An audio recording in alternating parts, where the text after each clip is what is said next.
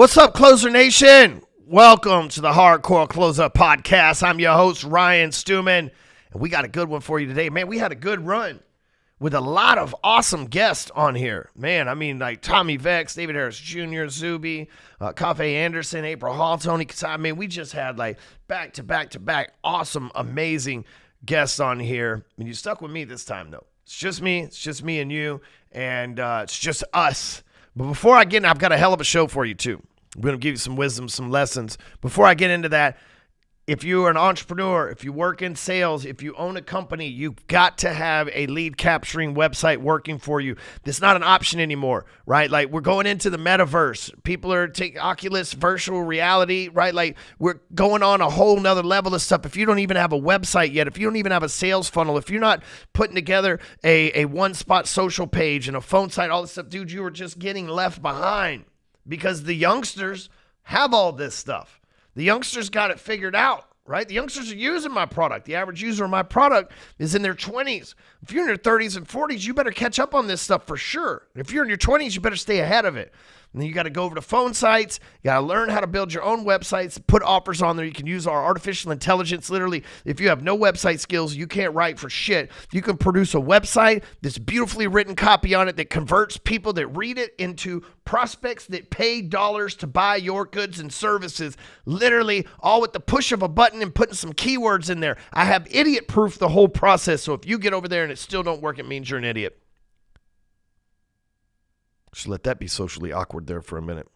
True story, though. Try it for free. It's idiot proof. Go over to phonesites.com/closer. You can try it for 14 days before you have to pay anything. I'm telling you, it is the best product out there to be able to develop and deploy websites that capture leads, turn them into prospects, convert them into dollars. There's nothing better. Go to phonesites.com/closer. All right. So I was with my friend, our friend, because if he's my friend, he's your friend, Pastor Keith, the other day. And we were having a conversation, and he said, you know, you should really go on your podcast, and you should talk about the lessons you've learned through each decade of your life. He said, you know, I did a sermon one time where, you know, when I turned 40, I had given the lessons of the 4 decades of my life. He said, you're 42 at this point. You should give the lessons of the 4 decades of your life. And that's what we have this episode about. I'm going to give you the lessons that I personally learned through each decade of my life. And, you know, these are things that this process, this template is something that Pastor Keith passed down to me, but I'm passing down to you. This might be something that if you're an executive, you bestow this process and you teach these lessons to your employees. If you're a father or a mother, you teach these lessons to your kids. All right. What were the lessons with, like, my kids are 10, 9, 4, and 0. So they would all fall in that first decade of my life. What is the biggest lesson that I could teach them that's going to benefit them while they're in that first decade of their life? Right. So be thinking bigger. As Pastor Keith would be saying, put your thinking cap on. And this isn't just me. I'm going to give you my experience. Yours is going to be different. But this is a good template for you to follow to be able to share your experiences and lessons from each decade of your life as well. So I'm 42, like I said, so we're going to talk about 0 to 10. You know, what's the biggest lesson I learned by the time I was 10 years old? You know, I'd like to sit here and say my childhood sucked. You know, my teens are where things really got messed up for me, but my childhood, 0 to 10, was actually pretty good. You know, 0 to 5, you don't really remember much, but I remember my family having money. My grandpa, really not my parents, but my grandparents having money, being entrepreneurs and bankers before all that crashed in the 80s. And, you know, I remember us having some pretty interesting get-togethers where, you know, Christmas eggs had like money in them. I thought that was cool as a kid. And again, until we lost it all. You know, we were the entrepreneurial family that built something and then lost it all due to government regulation, which has been a recurring theme in my life, if you know anything about my life. But, you know, by the time I was 6, my dad split. And my mom dated a few guys after they divorced. And my dad was, when I say he split, he was gone from my life. And my mom dated a few guys, and I would get attached to these guys and play ball with them and, think, is this going to be my dad, and they would come and go, and my mom wasn't really, like, looking back at it. She didn't really sleep around or anything like that. She didn't always have dudes passing through, but, she was looking for a husband. And so she would meet a guy and he would come meet me, and, they might be together for a month or so, and then, he bolts, right? So I noticed, though, in that time, my dad bolted. My mom's boyfriends would bolt. I lost my great-grandpa before I was 10 years old. I lost my great-grandma before I was 10 years old. I lost my other great-grandma before I was 10 years old. So all my great-grandparents died before I was 10 years old. My dad abandoned me before I was 10 years old. So I would say the biggest lesson that I took as a human by the time I was 10 years old is that people come and go in life. You really can't get, and I'm not saying this is right for everybody, but for me, it was like you really can't get too attached to anybody because people come and go. By the time I was 10, I had been in 3 different cities and 3 different schools. So friends came and gone. Dad came and gone. Great-grandparents came and gone. Mom's boyfriends came and gone. So I'm thinking as a kid, no one in life is perfect, permanent. That's not why I think most people are placed to be here. We try to make people permanent, but I think people serve a purpose. And Pastor Josh Kraft, Keith's son, coined this. It's his saying, and I want to give him credit for it, but it's, when it comes to people in your life, some are for a reason, some are for a season, and a few are for a lifetime. But we try to get everybody to fit into that lifetime bucket, but most people aren't lifetime relationship people, okay? So from 0 to 10, I learned that people come and go. Not to get too attached. And to be real, some of the negative side of that I learned is that if I was the one to go first, then I was in control, right? Like if you and I were dating, or if we were friends and I got mad and kicked you out of the friend equation or broke up with you, then I abandoned you first. I was in control because really, 0 to 10 gave me some abandonment issues, if you really break it down. From 10 to 20, I learned a way different lesson. That's the biggest lesson of my life. I learned in that second decade of my life, but I learned it in the wrong way. I'm learning it looking back now, and I learned it the wrong way then, okay? What I mean is that, a lot of this theme you're going to see here is around people. So 0 to 10, people come and go. 10 to 20, it's who you hang with is who you become. When I told you my childhood wasn't really that bad, but my teen years were pretty rough. I was hanging with hoodlums, the neighborhood bad guys. We never really did a whole lot of drugs. We smoked weed. I don't really consider that a drug. I was just thinking the other day, there was a guy named Brandon Hall that lived like 3 doors down from me when I was a teenager. And his mom, I don't know what in the hell she did, but she was never home. And she always had beer and wine in the refrigerator. And none of us ever drank that shit. But we smoked her cigarettes, and we went and we would buy weed from, some of the neighborhood weed guys.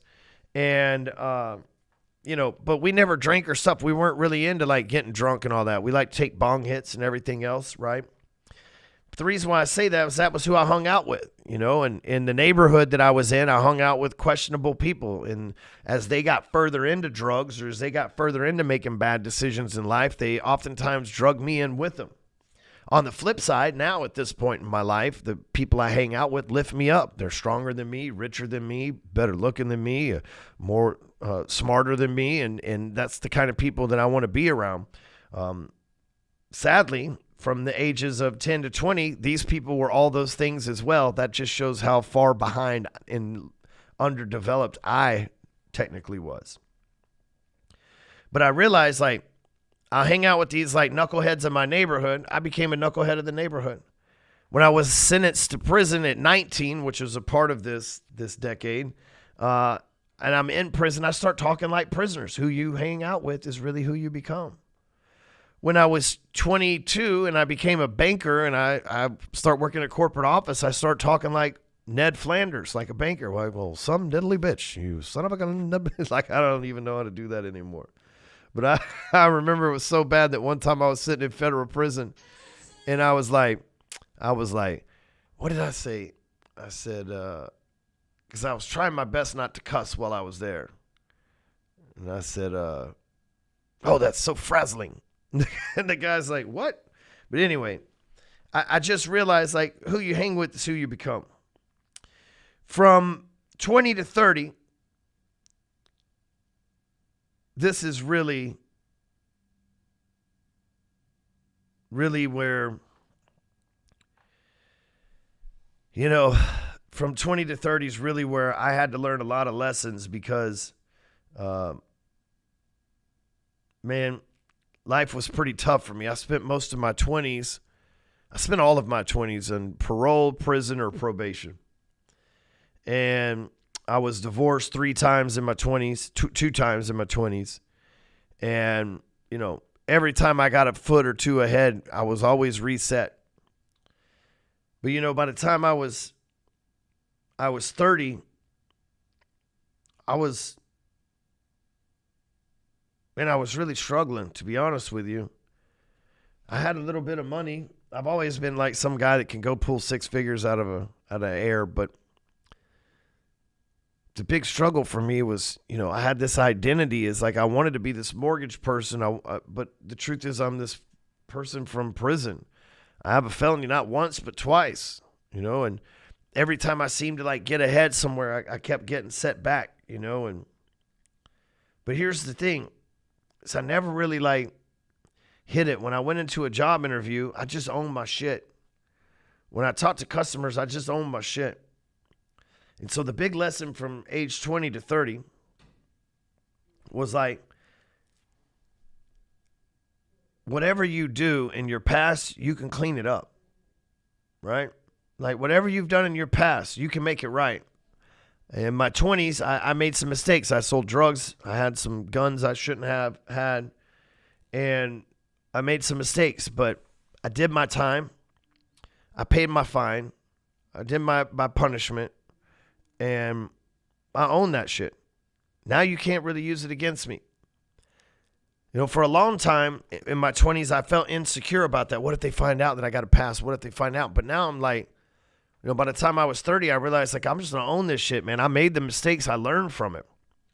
Which really takes me to the last decade, 30 to 40, is that's when really wisdom settled in. I remember I had this sales manager named Rob Beasley, and he was over at this company, TexasLending.com. And Rob told me, he said, one day pulled me in his office. He said, Stewman, how old are you? And I remember being 29. And he said, man, when you become 30, things change. He said, people look at you different because right now you're 29. So when you tell somebody your age, all they hear is 20. So they think young. When you become 30, he goes, it's almost as if you get like a step stool and you take a little bit bigger look over everybody else, man. You get a little bit of wisdom. People treat you a little bit different. You got a little bit of knowledge under your belt. And a guy like you that's already got some knowledge, already got some wisdom, already got some experience, 30 is going to do you really good, you know? And he was right, man. In my 30s, I got to use 3 decades of wisdom, right? I got to learn who to choose to hang around with. I got to learn, you know, how to own my past and move forward and not let it drag me down. I got to you know, learn to let the right people come and go in your life. And man, I'm telling you, these 4 life lessons literally shifted the course of my life. But looking back, it took these lessons in order to shift the course of my life. Like a lot of times when we're learning a lesson's painful. You know, a lot of times we're learning a lesson, it's not they sat me down and they held my hands and they said, here's a story I want to tell you that'll make you smarter. No, that's not typically what God does. Typically what God does is he takes something from you that you absolutely can't live without to see if you're willing to fight or solve the problem to work it out to get that thing that you absolutely need back, right? That's how it works, okay? And that's how you gain lessons. And so these are lessons in my life that were setbacks that turned out to be the building blocks and the foundation to the very human I became today. And I think I'm a good person, and I know me. So if I think I'm a good person and I know me, I got to be a good person, because a lot of people will say they think they're a good person, but they know themselves. But, most of my life's pretty much broadcasted everywhere anyway. I'm always around people. I'm never alone. I was telling my wife the other day, if there was a lesson to be learned from 40 to 50, it's probably how to be alone, but I haven't figured that lesson out yet, right? But I'm always around people.